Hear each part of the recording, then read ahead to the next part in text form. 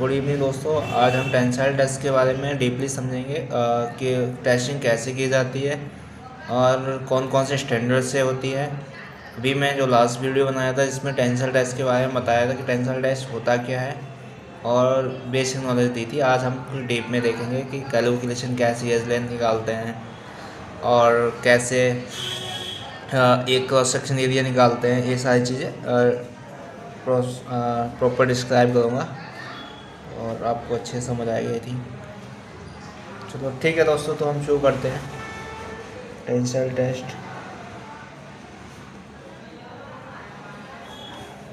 Friends, tensile test मैं last video में आपको बताया कि टेंसाइल टेस्ट किसी भी मटेरियल को दो सिरों पे पकड़ के होल्ड करके खींचते हैं, तो जो उसकी जो लोड बियर करता है वो उसकी टेंसाइल स्ट्रेंथ होती है, जो मैक्सिमम लोड बियर करता है फ्रैक्चर होने से पहले।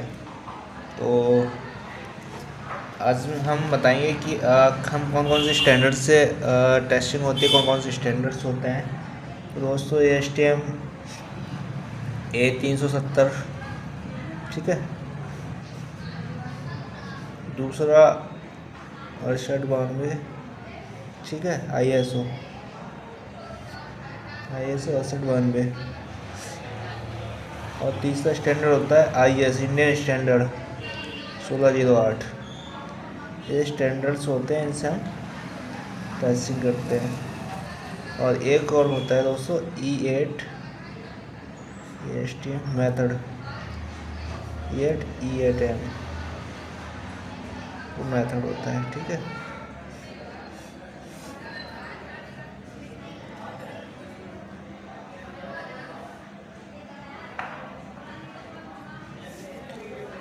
ठीक है दोस्तों, तो हम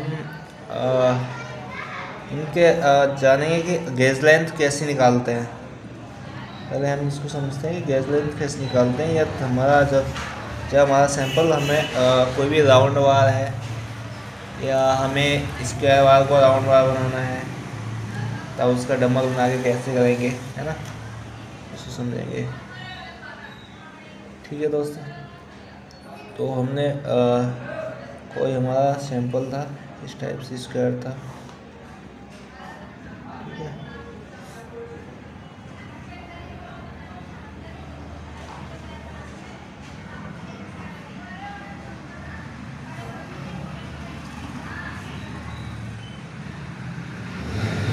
ठीक है दोस्तों, ये हमारा सैंपल है। तो हमें अब इसमें कैसे बनाना है। तो ये मान लो इसकी कोई लंबाई 300 mm थी, तो इसका हमारी जो इसका जो टोटल लेंथ तो हमारी 300 mm हो गई।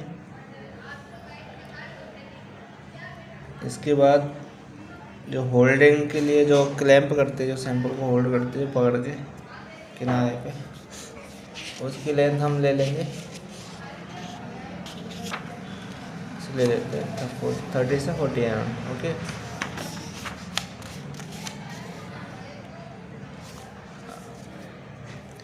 अब ये हो गई। अब आपका बचा 220 mm, ठीक है दोस्तों। इसके बाद 220 mm के बाद हम इसका डाया अकॉर्डिंग टू स्टैंडर्ड, इसका डाया हमारा जो रहेगा ये हमारा रहेगा 20 से 25 mm, ठीक है दोस्तों। और जो हमारा ये डाया रहेगा यहाँ से लेके यहाँ तक 40 के बाद का, और ये जो रेडियस आएगी यहाँ पर, रेडियस जो बनेगी वो बनेगी 12 से 15 mm की, ठीक है दोस्तों। बना के दिखाते हैं इस टाइप से।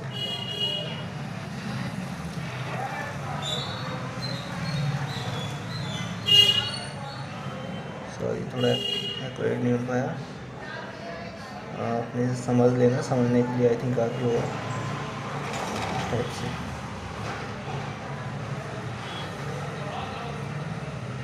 ये दोनों बराबर रहेंगे, बनाने में थोड़ा सा ठीक से नहीं होगा। 20 से 25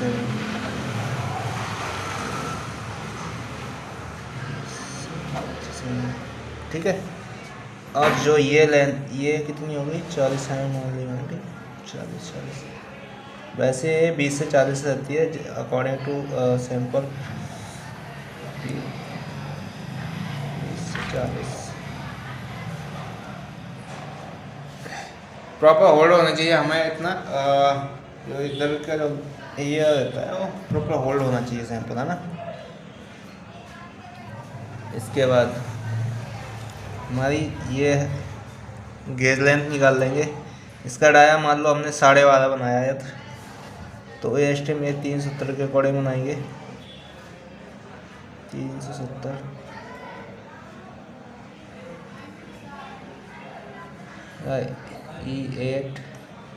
E8M, इसके अकॉर्डिंग हम क्या लेंगे 4D, तो 12.5 मल्टीप्लाई 4 50 है। यदि हम ISO 1 में यूज़ कर रहे हैं तो निकालते 5.65 100 में क्रॉस सेक्शन एरिया, ठीक है। ये हमारी क्या आती है गेज लेंथ। ये 1 में यूज़ कर रहे हैं तब गेज लेंथ का फॉर्मूला क्या होगा 5.65 गॉज लेंथ 5.65 100 में। ये तो आप 12.5 को 5 गुना कर दोगे तब भी ये इतना ही आएगा 5.65 के अकॉर्डिंग, ठीक है। तो ये फॉर्मूला होता है cross section area 5/4 × d², okay. तो 5.65 और मल्टीप्लाई 5/4, इसकी वैल्यू निकल के आएगी आपको कैलकुलेशन करोगे तो 0.787 आई थिंक, थोड़ा बहुत ऊपर नीचे होगा वरना इतनी आती है, ठीक है। इंटू d², 12.5 मल्टीप्लाई 12.5, तो ये आपका कैलकुलेट करके आपका इतना ही आ जाएगा ये 50 mm। तो ये हमारी क्या निकल आई, ये निकल आई हमारी गेज लेंथ, ये हमारी क्या है गेज लेंथ। अब हम क्या करेंगे, जो हमारा ये सैंपल था, जो ये लेंथ थी कितनी थी, यार हमने इसे 40 ले लिया तो 80 हो गया 220 mm, ठीक है। जब हम एक्सटेंशन मीटर यूज़ करते हैं तो फिर एक्सटेंशन मीटर को लगाने के लिए स्पेस चाहिए होता है, इसलिए हम 220 mm यूज़ कर लेते हैं, वरना हम इसको सब साइज में भी बना सकते हैं और 200 mm का भी बना सकते हैं, ठीक है। उसके अकॉर्डिंग हम ये 20 mm कर सकते हैं और इसको जो बचेगा उसके अकॉर्डिंग फिर गेज लेंथ लगा के गेज लेंथ मार्क कर लेंगे।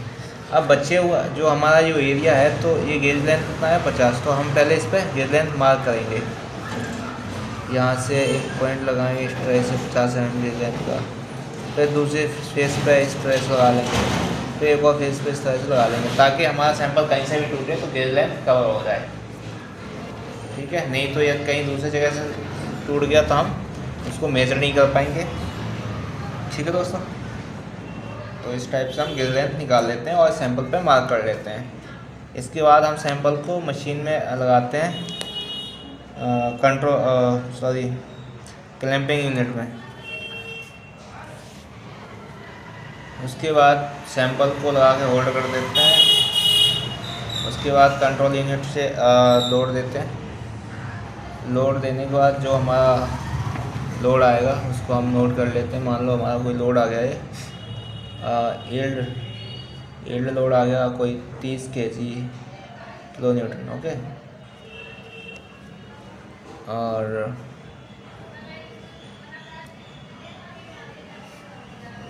टेंसाइल लोड या अल्टीमेट लोड हमारा कितना आ गया, ये आ गया आपका 48 किलो न्यूटन, ठीक है।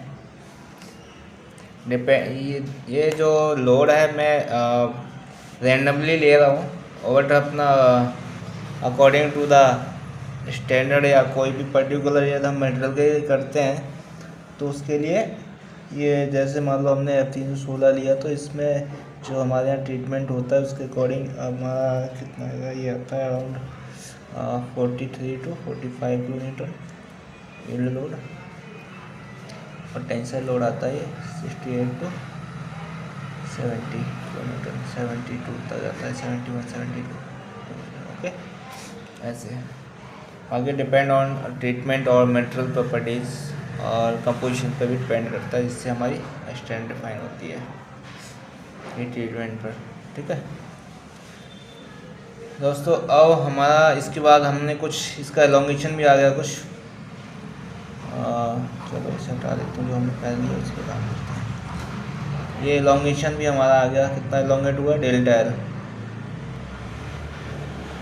डेल्टा एल क्या होता है, L F minus L zero, मतलब फाइनल लेंथ जो खींचने के बाद की लेंथ और खींचने से पहले की लेंथ, उसको माइनस कर देंगे तो डेल्टा एल निकलेगा। हम लोगों ने पढ़ा है। ठीक है, डेल्टा एल ये हो गया हमारा, पहले ये लेंथ थी, अभी खींच के आ गई, कितनी आ गई, तो 66 आ गई। पहले कितनी थी, 50, तो ये कितनी हो गई, 16 है। Okay, all dimension in M M. Okay, तो हमारा यील्ड लोड निकालने का फॉर्मूला क्या होता है, YIELD, yield strength. Yield strength equal to क्या होता है, यील्ड लोड अपॉन एरिया। ये हम पॉइंट टू ऑफसेट पे भी लेते हैं। पॉइंट टू ऑफसेट पे जब लेते हैं जब हमारा यील्ड पॉइंट क्लियर नहीं होता है, जैसे SS में यील्ड पॉइंट जल्दी से क्लियर नहीं होता, तो हम उसके लिए हम फिर पॉइंट टू ऑफसेट पे लेते हैं। ठीक है दोस्तों, वो एक्सटेंसोमीटर से आपको पता चलेगा पॉइंट टू ऑफसेट कहाँ पे आ रहा है। और भी हम कर सकते हैं, और तो हम वैसे तो जो हमारा माइक्रोमीटर होता है उसको लगा के कर लेते हैं, बट इतना एक्यूरेट नहीं होता है। यील्ड लोड हमारा कितना था, 30 किलो न्यूटन। किलो न्यूटन को हम न्यूटन में कर देंगे, 30,000 हो गया। एरिया कितना था हमारा, ये एरिया निकल गया है 122 पॉइंट कुछ आएगा। ठीक है, जो भी आएगा 460 जो भी आए। ठीक है दोस्तों, तो ये आ जाएगा न्यूटन प्रति एम स्क्वायर। इसको कैलकुलेट कर लेना, तो हमारा ये आ जाएगा न्यूटन प्रति एम स्क्वायर जो भी आएगी, या MPa, दोनों सेम ही रहते हैं। फिर उसके बाद tensile strength,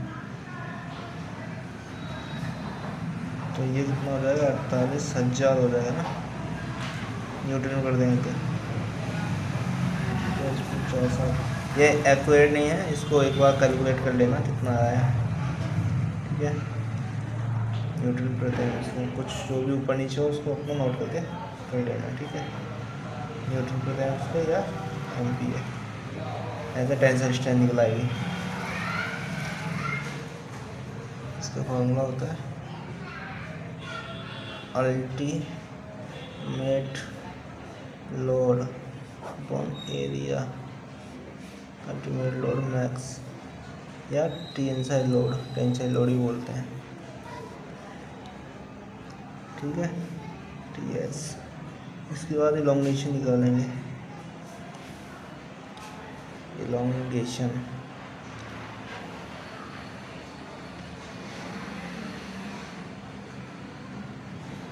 delta L upon L multiply 100, तो डेल्टा एल कितना हो गया, 16 बट्टे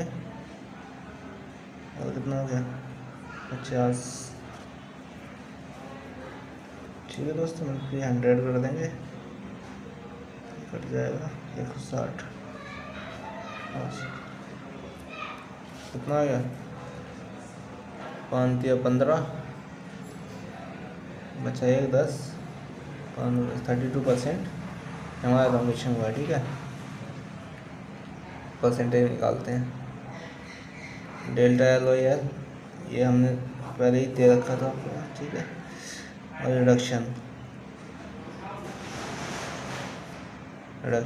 एरिया, जो हमारा फाइनल आया होगा उसका एरिया निकाल लेंगे। कैसे, मान लो लास्ट फाइनल आया कितना है हमारा, मान लो 7.56 आ गया। ठीक है, तो इसका एरिया निकाल देंगे 5/4 इंटू डी स्क्वायर,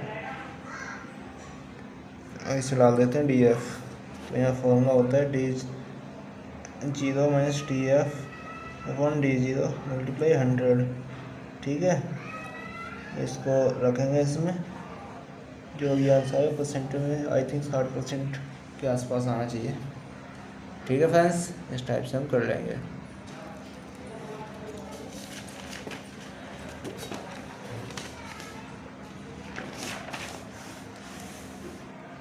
हाँ ठीक है दोस्तों, आज हमारा इतना ही था। बाकी का जो स्टैंडर्ड है मैं बता दिया आपको, IS 6292। इसमें जो हमारी गेज लेंथ होती है, गेज लेंथ लेते हैं 5.65 इंटू अंडरवुड में क्रॉस सेक्शन एरिया से। क्रॉस सेक्शन एरिया से हम गेज लेंथ निकाल लेते हैं। इसमें 4D 5D चलता है, 4D 5D, ठीक है। इसमें 4D लेते हैं, ठीक है दोस्तों, इस टाइप से। आई होप फ्रेंड्स आपको समझ आया होगा। समझ आए तो वीडियो को लाइक करें, चैनल को सब्सक्राइब करें। Thanks for watching this video.